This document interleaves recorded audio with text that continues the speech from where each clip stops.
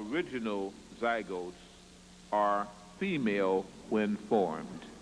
I repeat, all original zygotes are female when formed. They later change.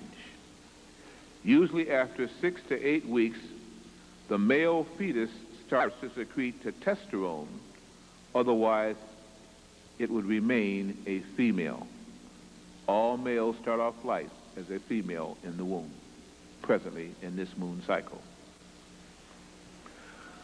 Hear this now, it's going to start getting worse with each sentence.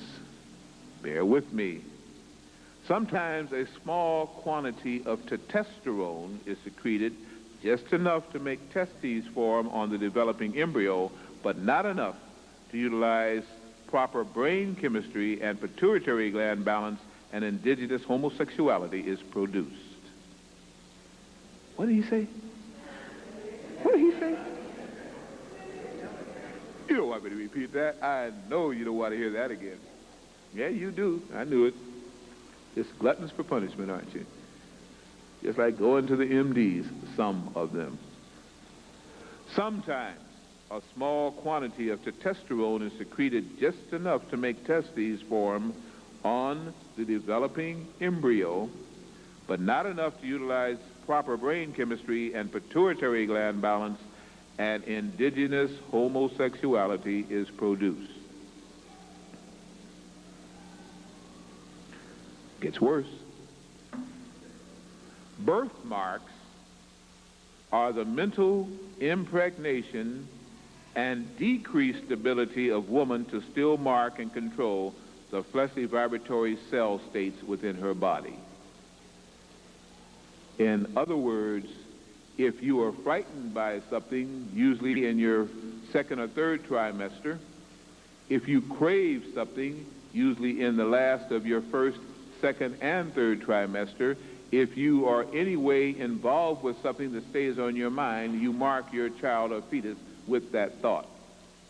Now, before you laugh at that, how many of you have craved the strawberries, which shows a lack of calcium and phosphorus and a need for iodine, and then you have a strawberry patch on the baby, usually on the left side of a boy, the right side of a girl. The boy is usually carried higher, and the girl is usually carried lower, and so on and so forth again. Just reverse that, because the boy's head is bigger, usually lower for the boy, higher for the girl. And the child is usually marked left or right, depending on its sex, with your thought. You're scared by a mouse, or you're frightened, or you think about, if a mouse ever ran across, I'd probably faint. Here's a little mouse marked on your child there. It begins to break up as the cells expand, but you can see it distinctly at birth. Or you have these cravings. That shows at one time you could mentally control fleshly cells, especially within your matrix and sphere, and now you don't know how to any longer, so it kicks in, but you don't control it. That is mind power, now at its most deficient. At one time it was at its most proficient. Dermoid cysts are the undeveloped cells starting the first trimester of fetal development, and microscopic examination will verify that fact. You are budding outside of the womb. Most cysts are mutating cells that do not follow a pattern. Dermoid cyst is a birth in the cavity, what they call the operoom, that does not have a womb, and usually results in a huge cyst that must be removed. Teeth, hair, and cell structure can be readily seen on a dermoid cyst. Fibroid tumors are the result of the vibrations budding along the reproductive organs and tract, but not being able to start the mitosis, and so they just act as little buds throughout the reproductive area, especially when meat is present in great degrees in that female system. You didn't hear either of those things either, did you? No, I know you didn't. Well, then buy the tape. The word conception means to conceive mentally. Look it up. The word conception, first IBID definition, means to conceive mentally, not to conceive in the womb. Take a deep breath. Now we get to the real rough stuff. You thought this was rough, this was nothing. Now it gets rough. Man descended from woman.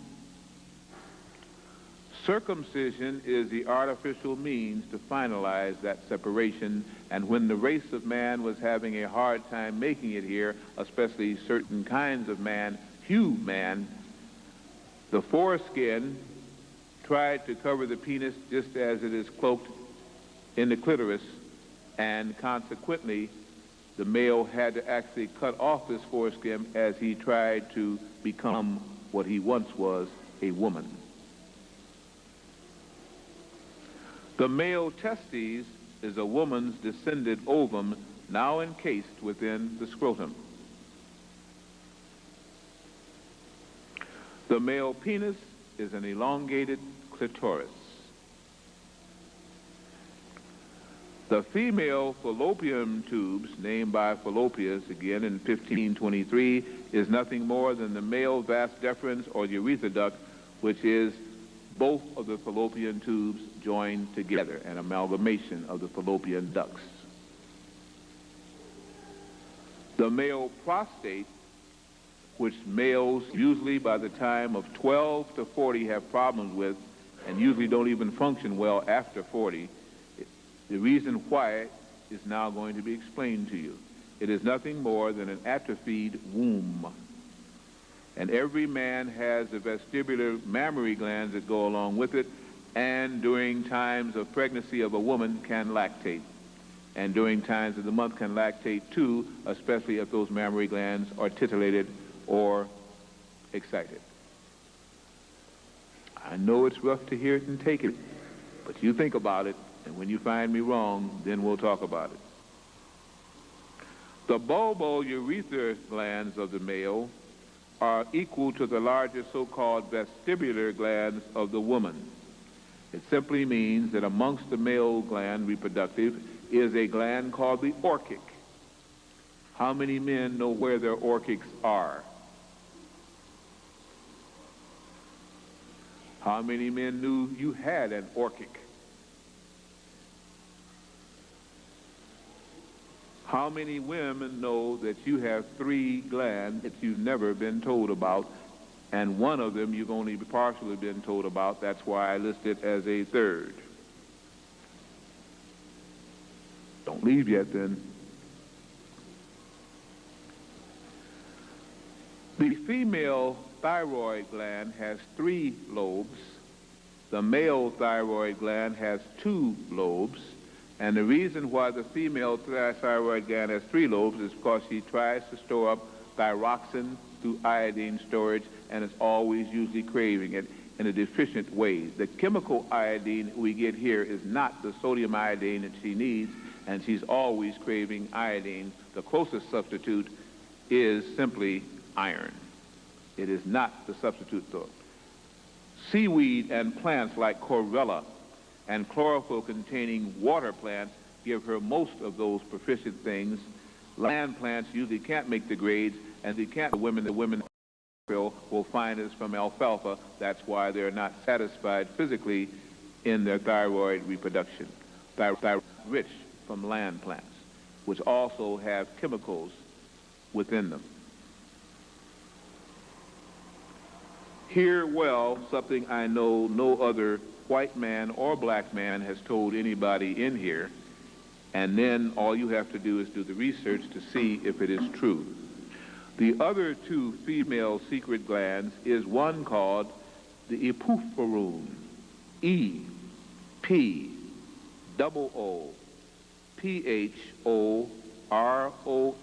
the epiphoron.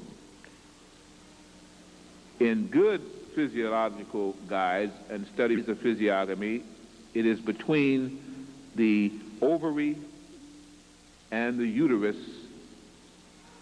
in what is called the mesosphinx. Yes, M-E-S-O-S-A-P-I-N-X, the mesosphinx. You can look it up in your physiological text, or just go to a med store near a pre-med college And you don't even have to take it out. Just glance through, look it up, write it down. You can leave the book there. Within the Epupharoon in the Mesosphinx is something called the Par-Upharoon. P-A-R-O-O-P-H-O-R-O-N,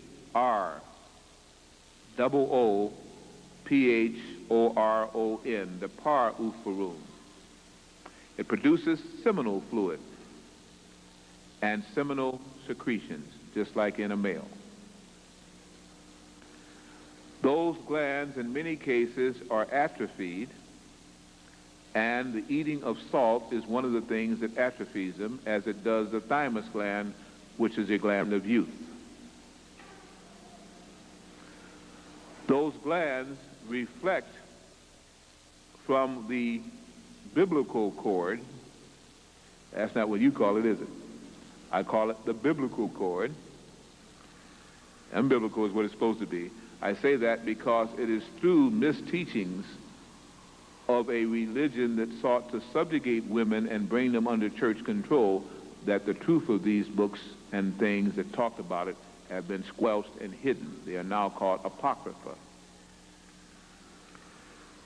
When a woman exposed to moonlight at certain days of the month or sunlight at certain days of the month can suffer again even worse menses based again on the amount of meat in her system and the thoughts on her mind. All animals with vertebra follow the moon cycle, and that's why every 28 days, give or take a half day, they suffer the menses. It is the animal portion of woman that is pulling her down. The Godhead or lighter portion of the female is the one that still tries to go back to when she was an angel, an Etherian vehicle, and only took on mortal form to produce mortals on a planet under the directions of the Lord God Jehovah. Now she's forgotten where she was, who she was, because the veil of Maya, the electromagnetic field, was placed around this planet, and she's been separated from her higher consciousness. That's why through meditation and prayer, changing of the diet and exercising, not only will the body become stronger and bring out the more higher cycle of the angelic form of woman, but will cause you also to begin to dream in color and understand who you were, because you then lose the reality of the physical body and go into the real illusion of the spiritual self. Still with me?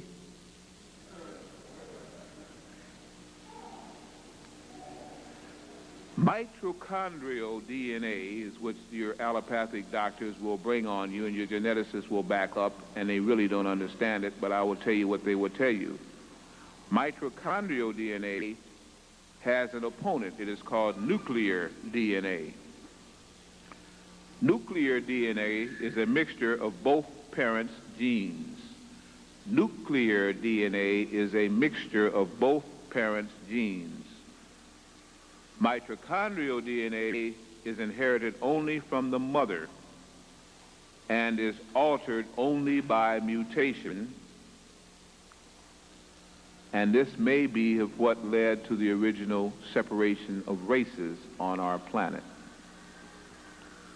and the proliferation of the newborns, the mankinds. Let me repeat that once more to you. It is a very heavy proponent. I'm not being egotistical. You haven't heard this, listen to it, and go out and do research. Two types of DNA, about mitochondrial DNA, DNA.